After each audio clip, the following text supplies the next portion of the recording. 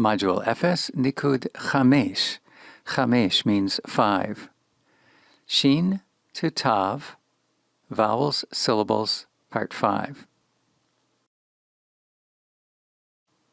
Segment Efes Nikud Chamesh Nikud Alef. Explanation. Consonants, part 5. Shin, Sin, and Tav. The last 3 consonants that we have yet to learn are Shin, Sin, and Tav. Notice them there in the lower left. Shin makes the SH sound. Notice that there is a dot on the upper right arm of the Shin.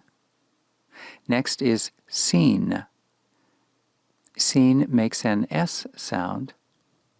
In Hebrew, this is not distinguished from the S sound, the sibilant of the Samech, while in other Semitic languages, such as Arabic, the Samech and the Sin would have distinct values. Please notice that when writing the Sin, the dot is located on the left arm of the letter. And then finally, Tav. Tav produces a T sound.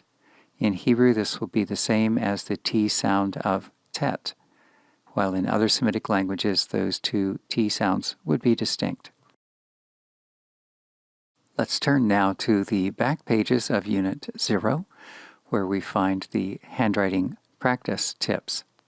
When forming a shin or sin, you'll want to begin by making a loop. It is not necessary to create a flat base to it. A loop is adequate. When inserting the middle arm, this should run a bit on a diagonal from upper right to lower left, as you see portrayed in each of the letters before you. It is not appropriate to form the shin or sin by a W. Please do not use a W formation. It needs to be an outer loop like a horseshoe and then an inner stroke on the diagonal. As you've already observed, the shin and sin are distinguished by the location of their respective dots. Shin, upper right, sin, upper left. Concerning the last letter of the alphabet, Tav, you'll want to begin in the upper left with a horizontal stroke to the right and then draw it directly down. The length of the downstroke, the vertical, may be a bit longer than that of the horizontal top stroke, or they may be the same length. But in any case, the vertical stroke should not be shorter than the horizontal stroke.